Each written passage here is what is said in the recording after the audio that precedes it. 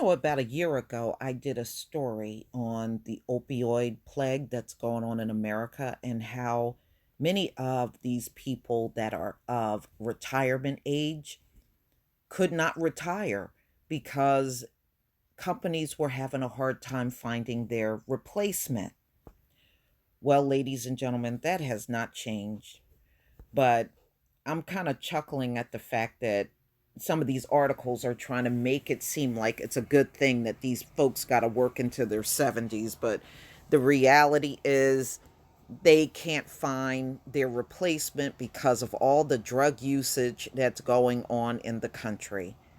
You know, many of these companies, and nothing has changed, y'all.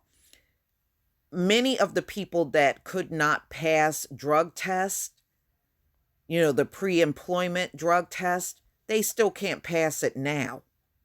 That's still going on.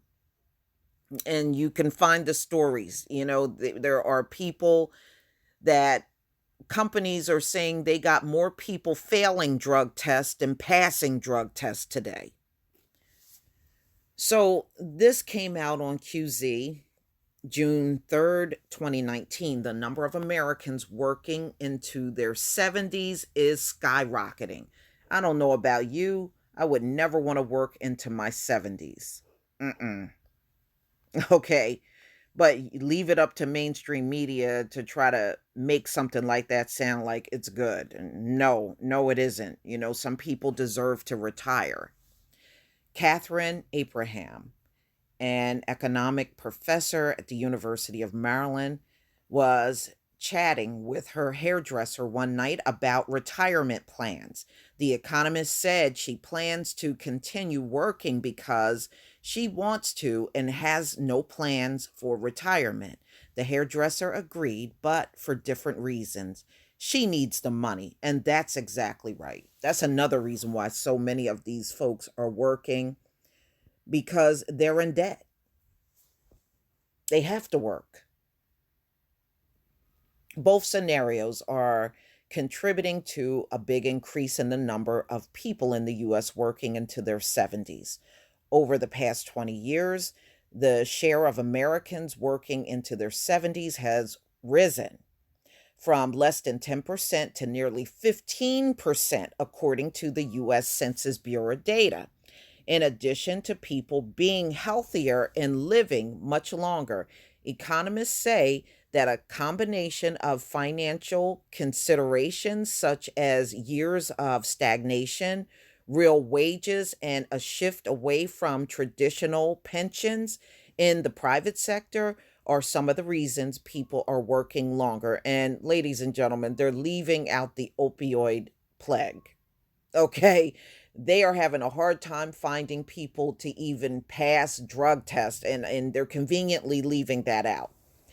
The decline of manufacturing and the increase in the number of people working in less labor intensive occupations also has contributed to the trend, says Abraham, who researches work and retirement decisions of older Americans. So you can see right here on the chart how it's increasing all across America, with people in their 70s and older still out here working, from, you can see, 1979 to 2014, according to this chart. Yeah. Which matters more, the choice to keep working or the necessity to do so? Depends on what your history up till that point has been in the type of work you're doing, Abraham says. Overall trend is hitting Americans of all different levels of educational attainment. Although the percentages vary by category, the share of Americans with bachelor's degrees who were working into their 70s reached nearly 20% in 2018, according to census data. For those at a high school degree or less, the proportion of those working into their 70s have risen around 10%, while those with some college education were in the middle at around 15%. Americans in their 70s work more regardless of education. So you can see on the chart. All right. And it's showing you all the way from 2017. And yes, you can see it's clearly going up. Matthew Neal Bailey, an economist at the Brookings Institute who is leading a research project on retirement security, notes that quitting a career can lead to feelings of isolation and loneliness, particularly for men. He suggests that many college educated workers are choosing to stay in the labor force more for the social benefits than for financial reasons. They're also more likely to be professional occupations where they tend to enjoy their work more. Workers in more physical jobs, meanwhile, may be more likely to look forward to retiring, Bailey says, suggesting those who stay on are more likely doing for financial reasons. So, yeah, I agree with that. The good news for employers with an aging workforce, according to research and the Milken Institute Center for the Future of Aging and um, the Stanford Center for Longevity, older employees take fewer sick days, show stronger problem solving skills, and are more likely to be highly satisfied at work than their younger colleagues.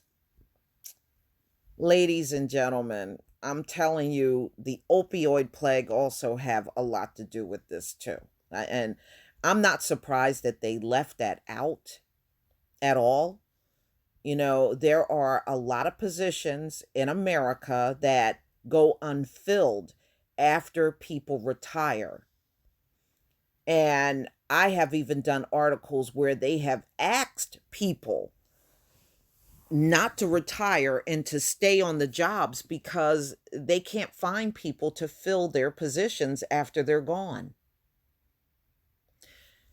The workforce in America is going to take a nosedive no matter what. You know, if you got low birth rate going on, it is going to impact the economy, and it's also going to impact the labor force. There's no getting around it.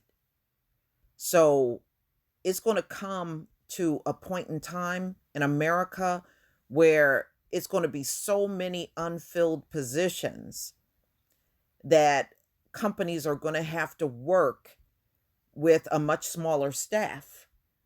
And that's what America's going to have to get prepared for with the low birth rate going on. You're not even going to need as many colleges and universities open in the future. You won't need as many schools. You won't need as many of these institutions, including hospitals.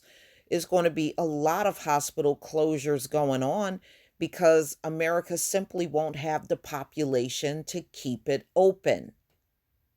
Okay, it's going to impact everything.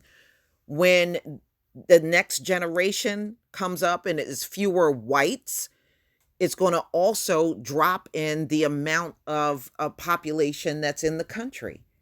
So a lot of things are going to take toll out here. A lot of businesses, more businesses are going to have to close. So the future is not bright for America, y'all, no matter how much you look at it. You know, they might want to come up with these little rosy cheeks, feel good stories, but at the end of the day, what does it really mean? Okay. And to be honest with you, if you've been working since the age of 18, who the hell want to think about working into their 70s? I mean, seriously, I don't know. Too many people are going to be looking forward to that.